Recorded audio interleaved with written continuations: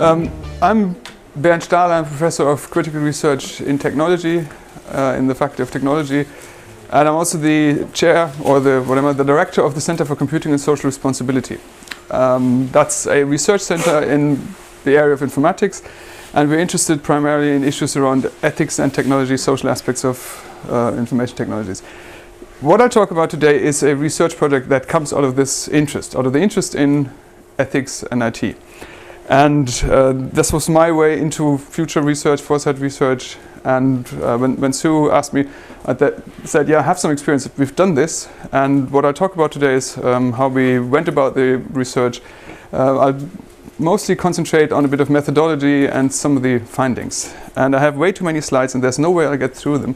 So at some point, you'll have to shut me up and start talking about whatever you're interested in. So before I start with the content, I'll say a little bit about definitions. What are we doing? I think the title of the seminar series is Foresight, right? And why would we call it foresight? And what is foresight in the first place? And those are the sort of questions you start to think about once you start doing it. And this is a quote from Mr. Sardar, who is the editor of the journal Futures, which, if you're interested in foresight research, is something you may be reading.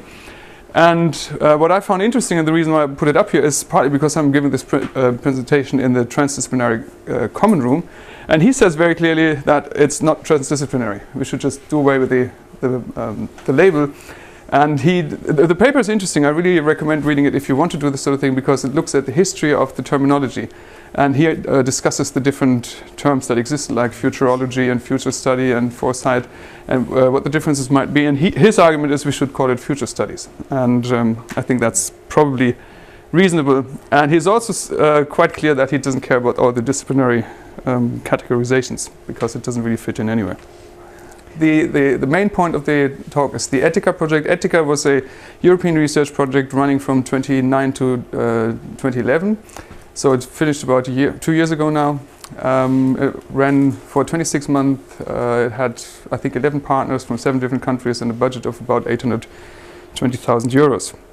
The starting point of this project was the recognition that when you look at ethics of technology, and in my case particularly ethics of ICT, there's the point that it always comes too late. We always talk about things that are already happening, that we can't really change anymore, or that are very difficult to change.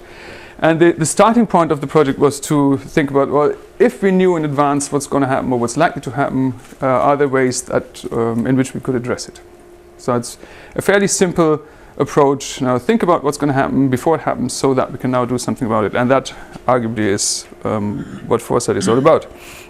So the background is the Collingridge dilemma, which you may be aware of, with the fact or the theory that it's easy to change technology early on in the technology development life cycle when you don't really know what's going to happen at the end, how it's going to be used. Whereas it's very difficult to change the trajectory of technology development later on when you understand what's happening, but you can't change it anymore. And the idea here is to try to move our point of reflection up a bit earlier. So this is the Etika project, very pretty logo there, which had 4 main aims, which was the identification of emerging technologies, the identification of ethical issues, then the ranking and evaluation of those issues, and thinking about governance arrangements that could address them.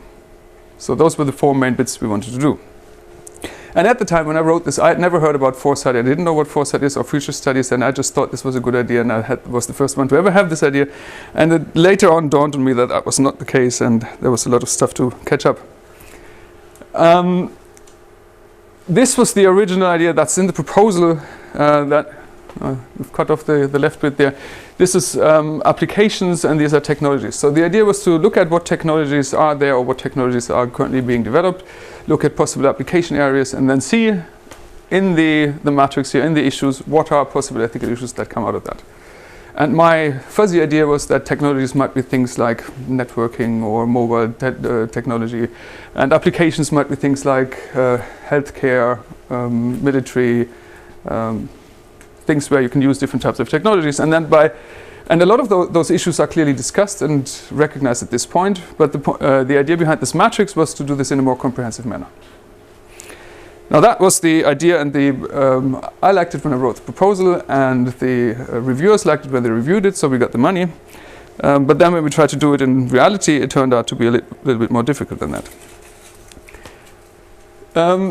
So this is an early paper, or a bit from an early paper that we came up when we started to think about the methodology. So the idea was that we want to have an overview of topics, artifacts, ethical issues, governance, and then look at different types of current research projects to see how they fit into this matrix. So look at an n number of projects, look at what technologies they are, what ethical issues they have identified, how they address them.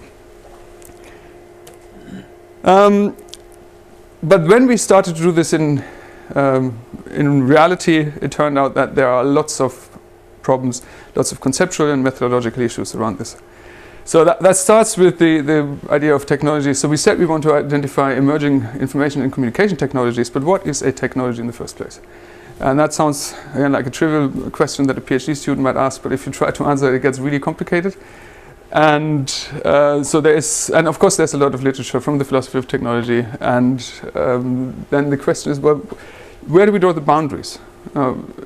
Most of us will probably agree that technology is never just an artifact, it's also always a socio-technical system.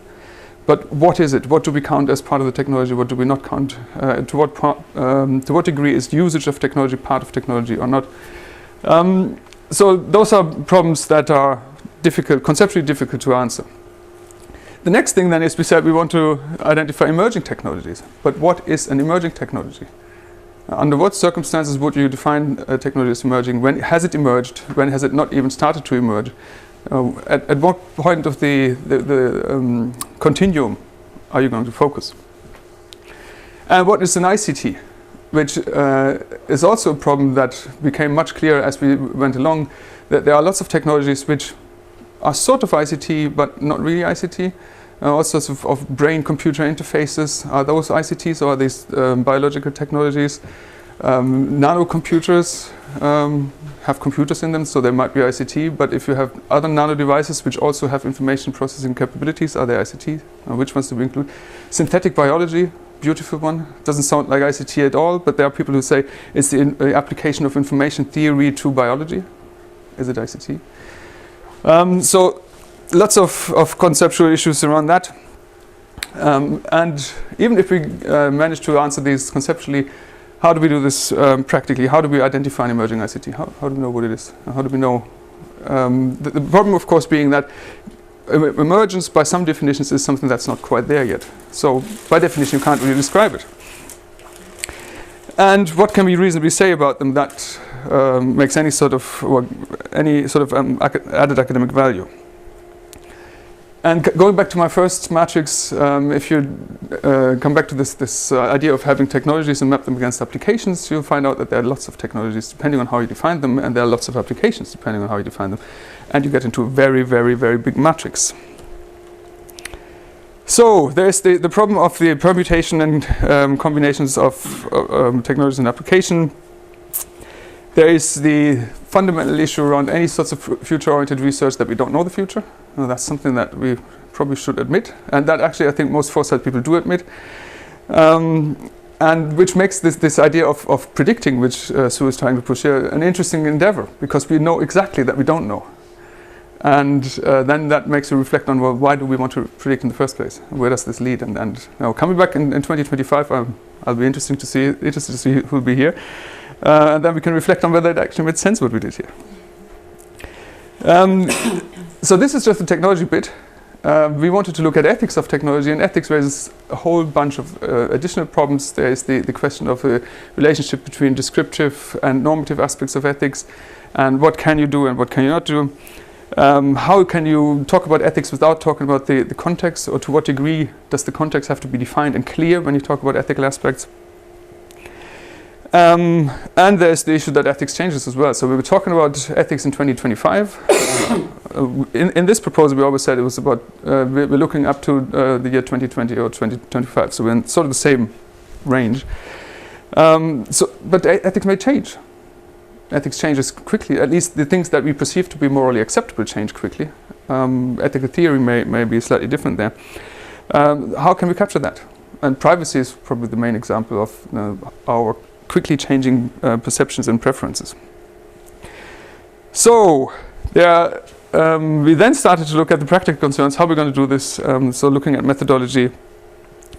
And it turned out that there were significant resource constraints. Now, 840,000 euros sounds like quite a lot, and you can buy a very nice car from that. But if you want to make 11 partners happy over 2 years, then it shrinks down to a lot less, and people become less happy. Okay, so this is where I then started to think about foresight and futurist research and what does the whole thing do. And for a while I had significant problems trying to explain to myself what we were doing there. And then I read this paper by Coolz, which again I recommend to people who want to do foresight research, which I found really interesting because it gave me an idea of why this might be worthwhile after all. So Cool's argument is here that traditionally there's this idea that we can, this is the past here, or the present and the future, and we can predict the future via some sort of mechanism or methodology. Now this really doesn't work, and we know that, because we don't know the future. Therefore, future studies have moved away from predicting the future to looking at possible futures. And that's and why would we do that? And why do we care? If you don't really know which ones of those futures it is, why do we bother? Why do we spend time doing this? And her argument, and the argument that I completely buy into, is that we can do this in order to understand possible futures, which then inform us as to what we need to do now in order to achieve those possible futures, and that allow us to do something rather than nothing. So the whole point of foresight, according to Coolz, and I agree with that, is not really the future. The whole point of foresight is about making decisions now about what we'd like to happen in the future.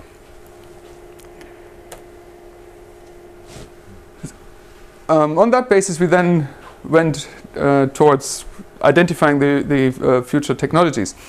And the way we did this is to do a discourse analysis, a structured discourse analysis. So basically we read a lot of texts about what other people say about the future. And if you look at foresight studies, that's what a lot of people do. They read what other people say about the future. And of course, there's an interesting feedback loop in that what we say about the future to some degree becomes true because that's what we say about the future. So we decided to look at two different types of documents about future ICTs. On the one hand, we wanted to look at political visions. So these are things like research policies, funding strategies, like the EU calls, national calls, things where political decision makers say something about what they think the future of ICT will be or should be. And on the other hand, we looked at what the scientific communities involved in doing research in ICT think.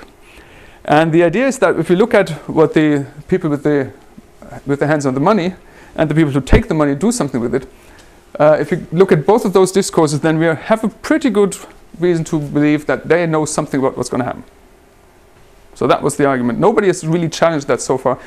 Of course, there are lots of other discourses that we could have looked at. Now, some people look at science fiction, some people look at the popular media. You can look at all sorts of things. We concentrated on these two types of sources. And this is the initial outcome. And of course you can't read it, I can't read it either. The point here is to show that it's still pretty complicated. There's still a lot of stuff out there that might be identified as emerging ICTs.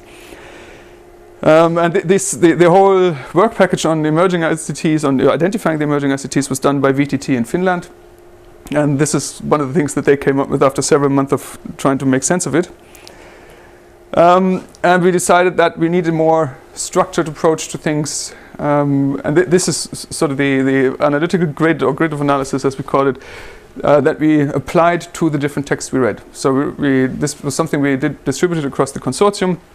We read a lot of text, and then we tried to identify what does the text say about technologies. And we distinguished between technologies, artifacts, and application examples to give it a bit more breadth, to give us an ability to distinguish between something that's a very tiny piece of piece of matter versus something which is a larger scale view of how the world will be. And that's what we mean by technologies. So technologies are fairly high-level socio-technical systems that change the way humans interact with the world. And then for all of these, we looked at whether the text says anything about social impacts, capabilities, constraints, and critical issues that includes legal and ethical aspects. So that's what we used for our data analysis. We still had a lot of stuff out there. We came up with more than 100 technologies. As you can see, there are 70 artifacts, 70 applications, 40 artifacts, which we then, through a process of continuing discourse within the consortium and with people outside the consortium, managed to squeeze down to a list of 11 technologies. Where's my list? There, that's the list of the technologies. This is what we sold to the EU as these are the emerging ICTs that we expect to be there in 2025. Now, if you look at them, some of them are not particularly emerging, or you may comment that they wouldn't be emerging because they've been around for a while. Now, artificial intelligence, for example, is one that we had a research center here a long time before I came. That's been discussed since the 1960s, I would guess. Ambient intelligence has been around for decades. Also can be traced back to the 1960s probably. Cloud computing, on the other hand, is something that is big at the moment. There are lots of conferences on cloud computing, from security of cloud computing to ethics of cloud computing. But arguably, it's there. Now, why would we claim that these are emerging technologies? Well, we claim that these are emerging technologies because the literature, we said, claims these are emerging technologies, and that means that the people who write about them expect significant changes to happen to those. So even if cloud computing may be there, there is an assumption that by 2020 or 2025 it will have morphed into something different, something that will change the way we live. Now, others of those, robotics is also well established. Others really aren't there yet. So quantum computing is something that's been bandied around for a long time. And you sometimes see Nature articles claiming there's been progress, but I think we're still a long way of getting them from Dysons or Tesco's. Similarly, neuroelectronics. And some of them are more sort of outside the ordinary. Human-machine symbiosis covers different things from neurocomputing to biocomputing to transhumanist views of the world. So these are our technologies that we claim are emerging. But coming back to this picture here, clearly these technologies still aren't completely clearly defined. They're not. There's overlap between them, and they may not be comprehensive. So I do realize that. Right, having then defined our 11 technologies, we then went into, or identified the technologies. We then thought about, well, how can we talk about the ethics or the ethical aspects of those technologies? And we developed technology descriptions for each of those. And each of those were on the website of the project until ITMS killed the website last week without telling anybody about it. If you get them to revive it, then you can have a look at them. So for each of the technologies, we looked at examples of usage. We tried to define what really are the core features. We looked at related technologies, and we talked about what are ethical issues that have been discussed in the literature on technologies.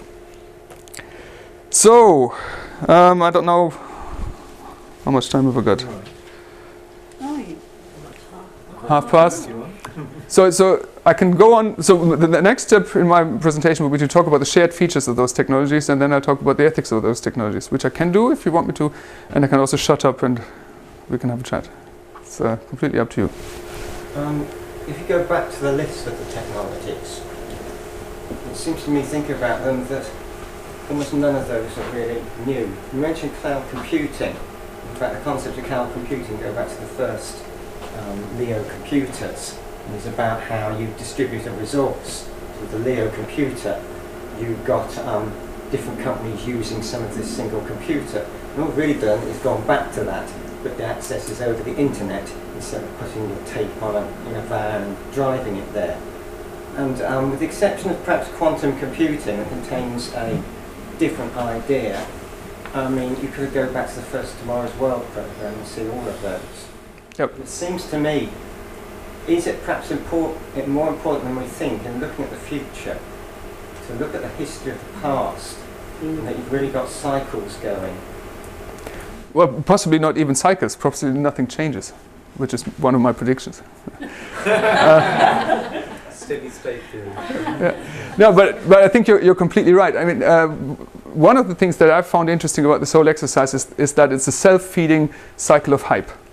Now, you read Gartner, and say, well, because Gartner says cloud computing is the next big thing, you write Gartner says cloud computing is the next big thing. You read the next edition of Gartner, where Gartner says, well, Stahl said cloud computing is the next big thing, so it must be true. So there's a lot of self-referentiality in the whole idea of future studies. And I agree, well, depending on how you define these things, they have been around for a long time. And there's the question of what's novel about it, if anything. Maybe nothing's new under the sun, and even that is old. Is something considered to have emerged when it becomes accessible to the wider public? We've defined emerged as, well, we defined emerging as technologies which are likely to be of broader social and economic interest in the next 10 to 15 years. It would be emerged if you can buy it at Tesco's. But even then, that doesn't really mean that it's emerged, because while robotics, of course you could buy robotics in the 1950s, I don't know, but 60s, 70s you could buy industrial robots, but they may still be emerging because the robots of 2025 may be completely different. So there is the problem, where do you draw the line? When has it emerged? I don't know. I was just thinking about the whole process. When we first talked about you doing this talk, you said that you had that it was part of the condition of the grant. It was a deliverable that you had to look at future foresight, or something. Well, I mean, we wrote this in the proposal. Yes. Yeah, then you had to learn how to do it. Yeah. And I was thinking in terms of your plan, where you said, well, we decided not to talk about science fiction. We were going to look at these other two sides of it. But I'm wondering now that when you, in terms of the ethical problems raised by these kinds of technologies, that's exactly what science fiction wrestles with. Yep. And I'm thinking particularly of a great TV series that didn't last more than one season called Century City. I don't know if anybody saw Century City. And it was like LA Law, so that every week it was set in LA, and every week you had a law case to deal with. It was exactly like that, except it was set way in the future. So every legal case that they had to deal with in Century City was a futuristic case, from, right, so now quantum computing is a reality, and then this legal issue arises, and how do we deal with it? So I was thinking how, for future scenarios, science fiction is actually very helpful in helping us think through those ethical problems, because that's their job, that's their business, isn't it? Yes, I think there are areas of future studies people who are unhappy with science fiction because it looks so unprofessional and so unscientific. But of course, you're right. Future studies isn't scientific in the first place, so why not write science fiction? And that's, of course, I mean, one of the things that's happened on the basis of that is that I've started to do this. I mean, there's one paper that Neil and I have collaborated on, which you may be talking about in your talk in a couple of weeks, which is the future prototyping, science fiction as future prototyping. So I've done this. So in this paper we've written a science fiction story about a humanoid robot which has effective computing inbuilt and ambient intelligent artificial, brings it all together, and then kills its owner to put not to find a point on it. But yes, that was because it's very difficult to talk about these things in abstract ways, and science fiction have the big advantage that they make it more concrete, more livable, more experienceable. But then, of course, you change your audience. The European Commission will look at this stuff, but they won't look at my science fiction. And it depends on who you want to talk to. But there are other European projects. I'm aware of one European project. I don't know what exactly they've used as the methodology, but they, for example, talked about the ethics of teleporting. And teleporting is, of course, even further out than quantum computing, or they may be related. But they've taken this very idea. Well, let's talk about things that are not there. You talked about doing a discourse analysis of funding a policy documentation.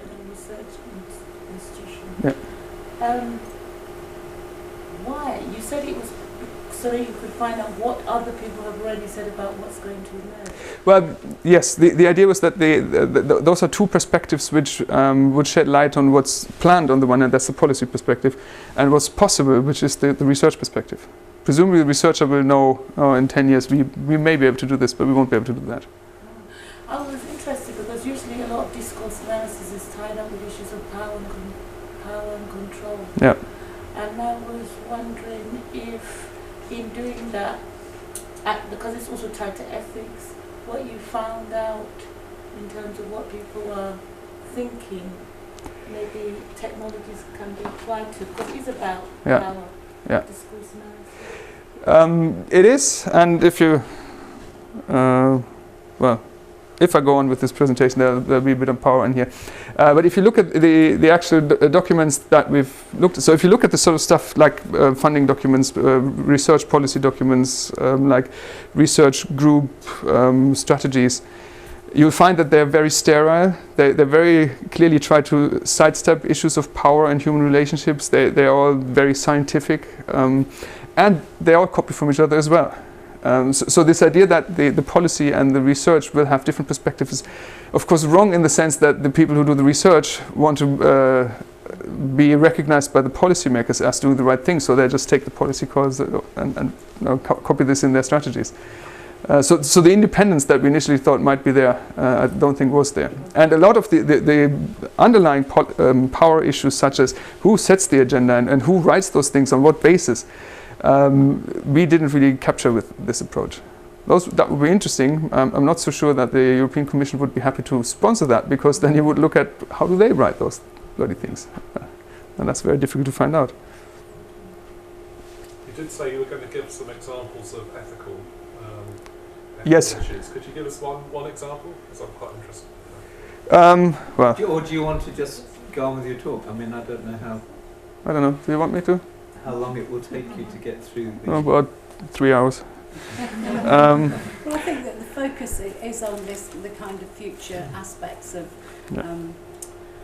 helping us figure out how to do the future forecasting and the problems that you came up against and so on. Yeah. But obviously, I mean, if I'll skip over this. This would have been a description about the technologies too, and this is about the ethics. Where I would also have to say something about methodology again. The way we identified ethical issues was purely descriptive. So we looked at the literature on computing and ethics, and took the technologies we had identified and looked at what does the current literature say about what are ethical issues of those technologies likely to be. And not very surprisingly, there was a great difference in terms of what's available. So the things that have been around for decades, like ambient intelligence, you find libraries full of stuff on the ethics of ambient intelligence. There have been whole European projects on the ethics of ambient intelligence. On the things that are less clearly defined, such as quantum computing, you find nothing.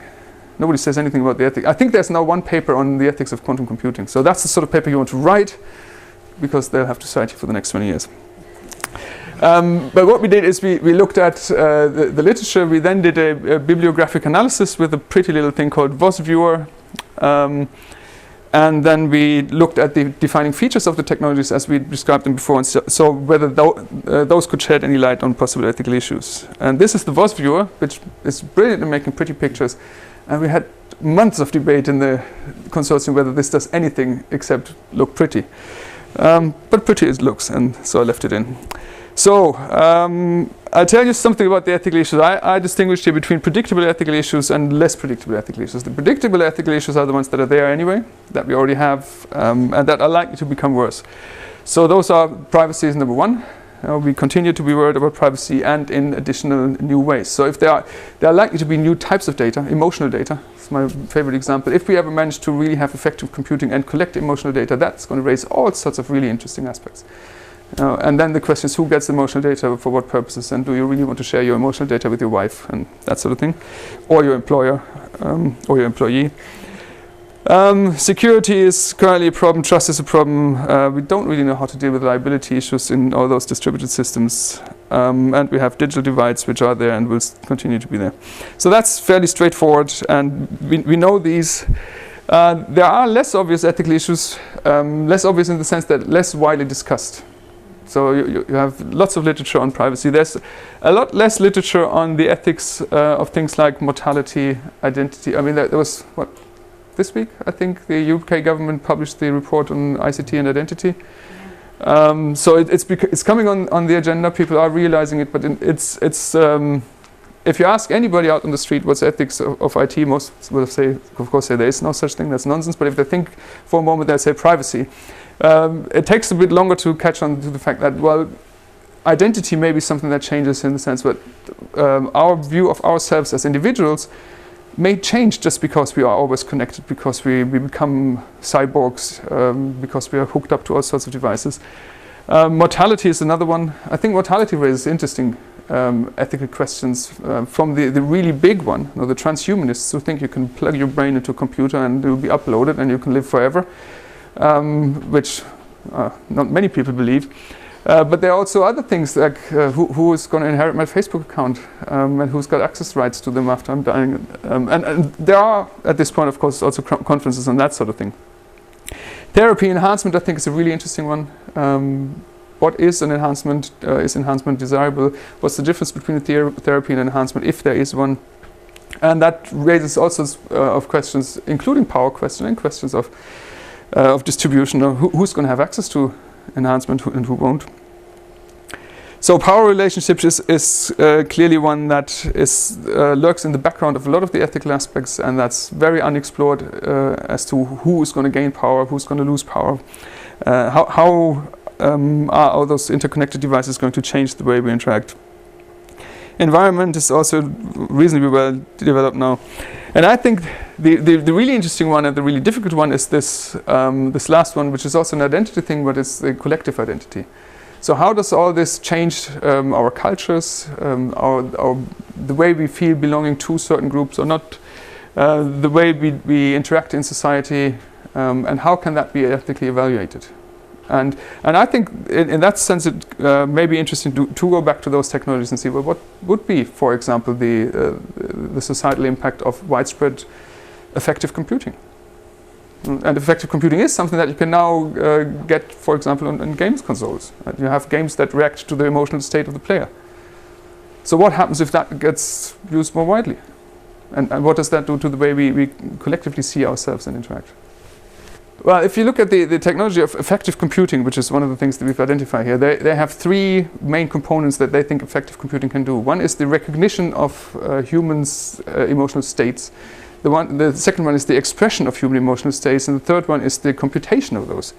We're actually reasonably good in expressing emotional states in some ways. So you have robots, for example, that can display emotions. You have voice synthesizers that can speak with certain emotions.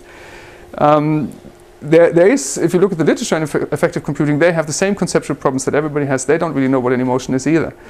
So they can measure certain attributes of humans, and they can then try to relate those to emotional states. But what those are, and that's a current question. No, and then that's completely unanswered. So this is assuming that that can be answered and will be answered. I think practically, computer scientists will find ways of doing that. Which may be hugely misleading, but they will.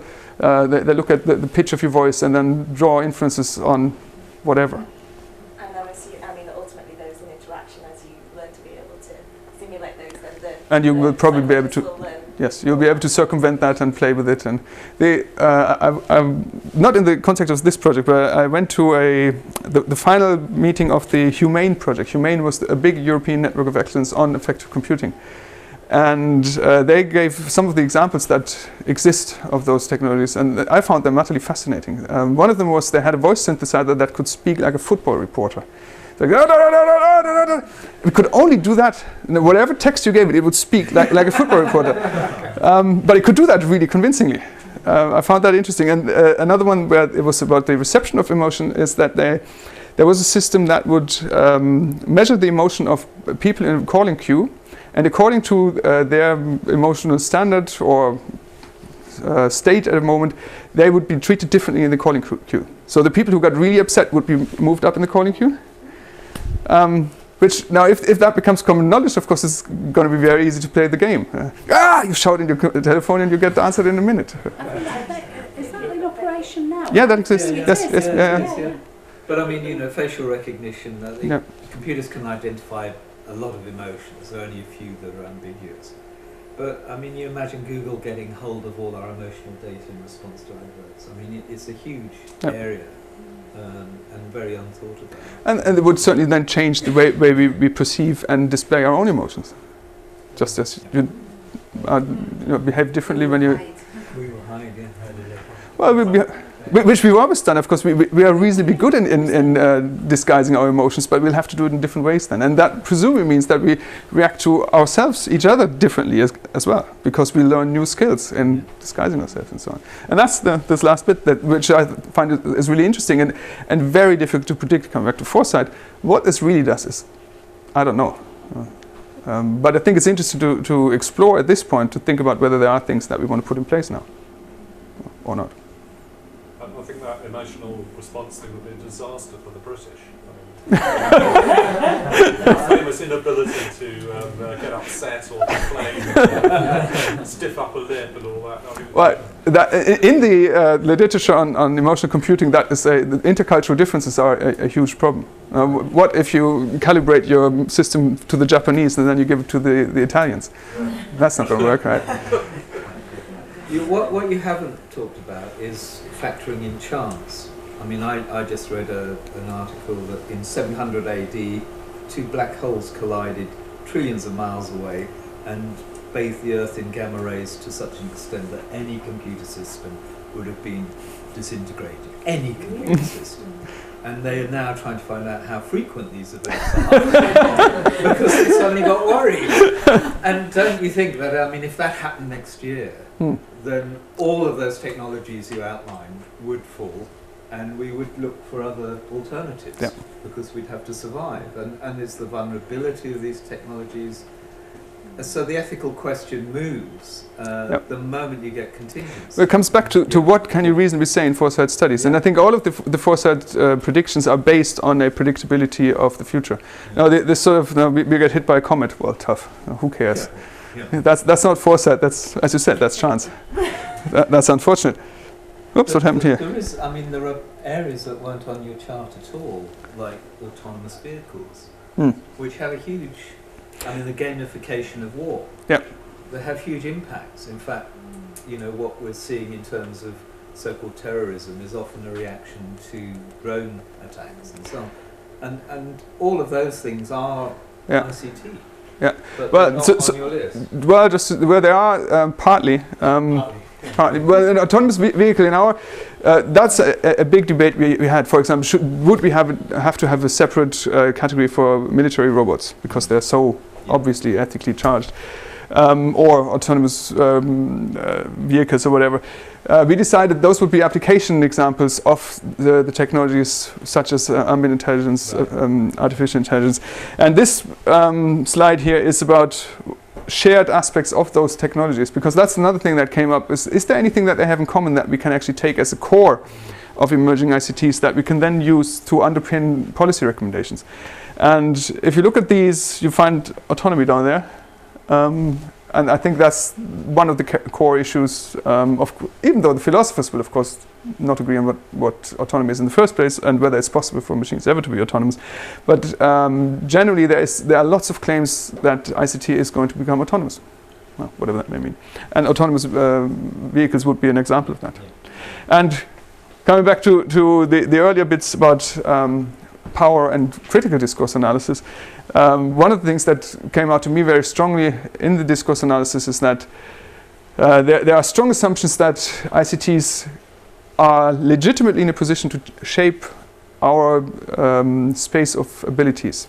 So they because of the capabilities of technologies, we can do certain things and we cannot do other things, which I would say is very strongly an issue of power over the user down there. But it's generally described as positive. Now that may partly be because of the type of literature we looked at, but it was striking that there was basically nobody who said, well, really, we don't want that. Autonomous vehicles, not a good idea. Autonomous robots, doesn't exist. And also interestingly, the last point is that it's all described in terms of market allocation. So there'll be needs, there'll be preferences, and the allocation of resources will happen according to market mechanisms. And that's the way to do it. And no query about it.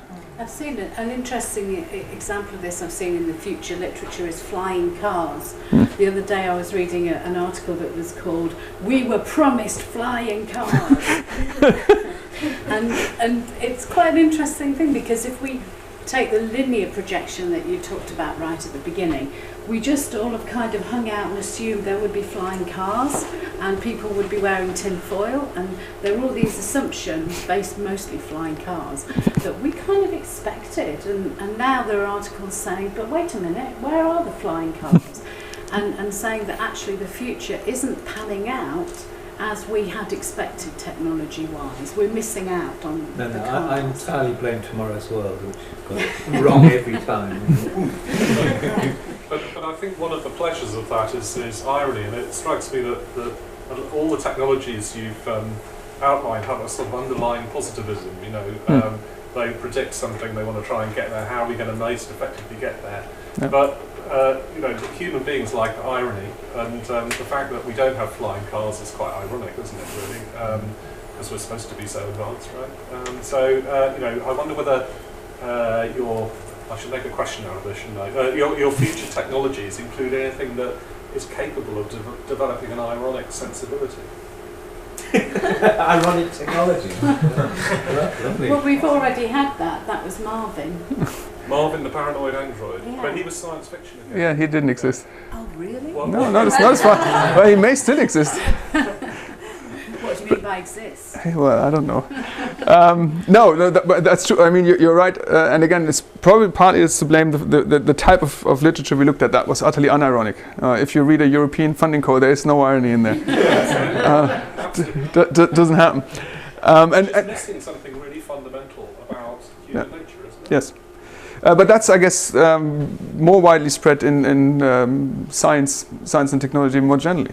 There is just not a lot of recognition of even the very social technical nature of most technologies. There's always, not always, but there's very often an assumption that there are artifacts, these artifacts can be built, and it's very deterministic. We can design capabilities in the technology which have certain outcomes. Now, there's lots of technical determinism, and everybody knows that's a very dodgy way to go about things, and it's still there, and I'm not sure why. But that's the way it goes. And of course you have to, I mean, we played this game as well, of course, because if you want to get funded, you need to tick the boxes that the funding call puts in there, and then you say, well, we will, on the basis of this research, we will give a policy recommendation that will allow the European Commission to make better policies. Everybody knows that that's a nice claim, rarely borne out in any sort of reality, but it's in there. I mean, you can see why. It's measurable, and you can evaluate it easily. Yes. Whereas irony is pretty unmeasurable, and it's very hard to evaluate. Do you have irony in your max plan? I do, actually. Well done. There is some irony there, and actually the max plan process itself is ironic. But as indeed every line manager I've ever had has acknowledged, including the previous Deputy Vice-Chancellor. Yeah. But you still use the language, well, unless yours is completely different from mine, the expected language is that of measurability, of quantifiability, and the fact that you talk about lots of things that are not measurable and not quantifiable doesn't really stop anybody from requiring you to measure and quantify everything. And that's the same in the sort of literature it seems to me, if you take your metaphor of multiple possible futures, they're all on slightly different trajectories. And as we know, an error at the beginning of measuring will veer off in many other directions. And so how do you measure a trajectory when any kind of slight nuance of error in the data will send it off somewhere else?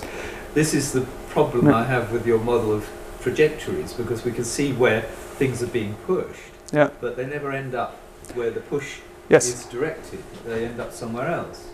Well, I think the answer to that is where's my little pretty picture here, this one. Yeah, that one, the answer to that would be that there isn't really a strong assumption that these are real trajectories. There is just so maybe the multiple errors which I like so much are not a good representation, in that they do suggest that there is one clear way, even though we may not know it, but there is the determined way of going. I think the more interesting bit is the tips of the errors. The awareness of the possibility of different futures, and then the feedback mechanism to now. So what does this possible future tell us about who we are now and what we want to be? And I think that's interesting. And I think furthermore, you need to realize that this is not a once-off process. This is an iterative process, a continuous process. I think we're coming up to the time, so I think it's time for you to give us your predictions. Jihad wanted to say something. Yeah, just a quick question. Maybe the key word is emerging here.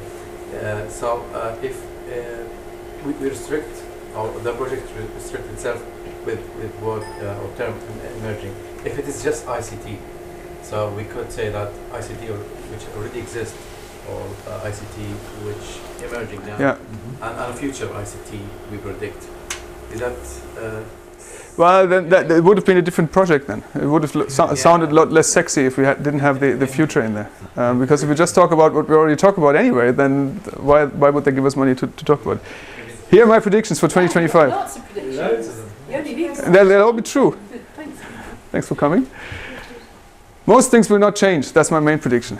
And I think that's... there are a lot of the existentials in there. You know, we will die, we will continue to die, and that's just it. Sorry, anything in between. Well, I mean, Heidegger, you can't deny it. And I think, furthermore, some of the emerging technologies that I talked about will still continue to emerge, and they will continue to emerge for much longer than that.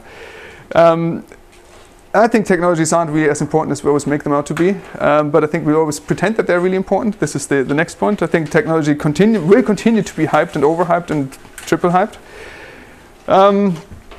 There will always be ethical issues with technologies, which is really good for the likes of me because it will continue our employment. Well, whether anybody's going to pay for it, I don't know, but there's going to be an interest in that. There will continue to be disagreement on what we should do, and so all of these basically, these are just these are sub-points of the first one. Nothing has changed. And the only one that is possibly a prediction is that the one thing that may change or will change likely, I think, with regards to ICT is the amount, the quantity and the quality of data available, which will raise new things and new problems that we may at this point not have considered yet. So that's my core prediction. Thank you very much. Thank you. Thank you.